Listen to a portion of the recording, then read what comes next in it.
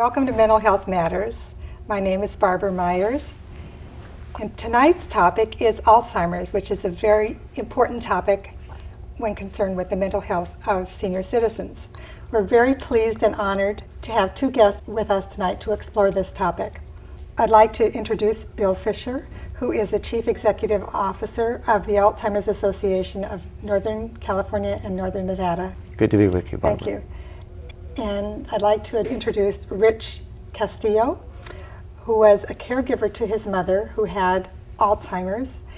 And Rich now leads Alzheimer's support groups in Burlingame and San Mateo. So thank you very much for being here. Welcome. How does Alzheimer's differ from dementia? Yeah, great question. I get that all the time. So dementia is the syndrome. It's a broad stroke description of problems with short-term memory loss, problems with your ability to process information. And if you're 65 or older, they'll say senile dementia. A 58-year-old with identical symptoms, pre-senile dementia. Now, the senile is just talking about the age of the person. Dementia is not normal aging.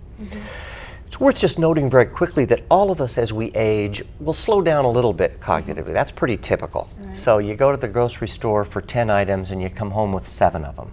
And oh shoot, I was going to get milk and you forgot about it. But if you get lost coming home from the grocery store, a trip that's familiar to you, that's not normal aging. And now we have a memory deficit that gets in the way of living independently. That's when we start to worry about things like dementia. Alzheimer's is the most common cause of dementia in people over the age of 65. Counts for about 65% of cases of dementia in seniors.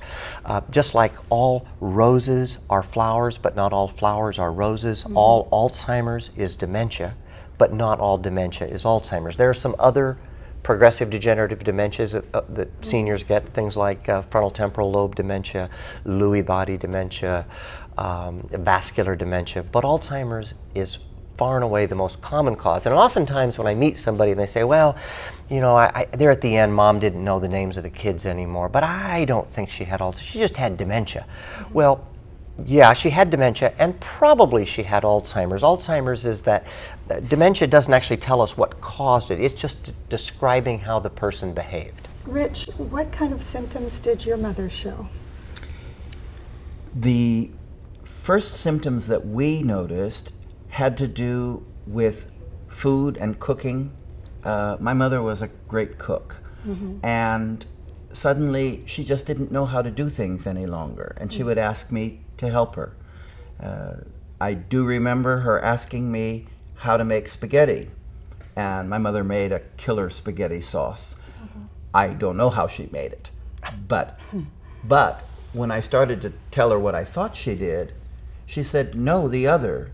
And then it became clear what she wanted to know how to do was to boil the spaghetti. So that's how we first noticed it. But again, not realizing that it was a disease. At first we thought, and I think that viewers should know about this, the behavior is such because the patient is also coping. The patient knows what's going on, may not have a name for the disease.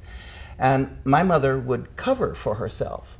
So she would say things like, oh, I forgot something, just as a way of not having to admit that she didn't remember how to do it. So that's how we saw it. It was just doing little things around the house that she simply couldn't do any longer.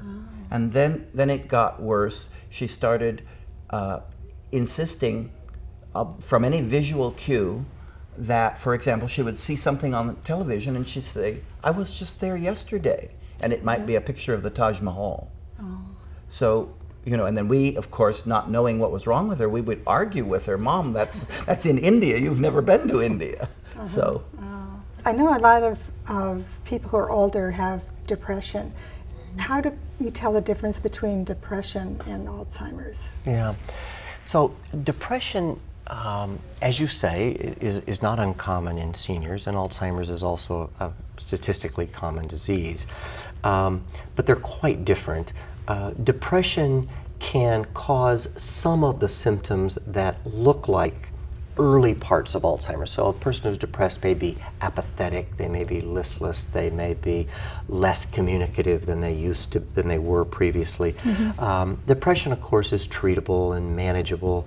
Alzheimer's is progressive and degenerative, and you're not going to get better. Depression can accompany Alzheimer's. So depression can be one of the side effects of Alzheimer's.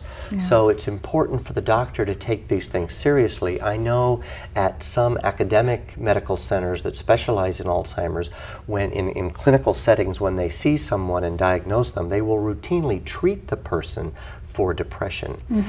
Depression can be a sort of an excess disability in a way, because I've got a real disease that's causing me confusion and making it hard for me to remember and form new memories and process information, and I'm depressed. So maybe if we can get rid of the depression, I'll do a little better, as Rich would say, coping early on with the things that I can't treat medically.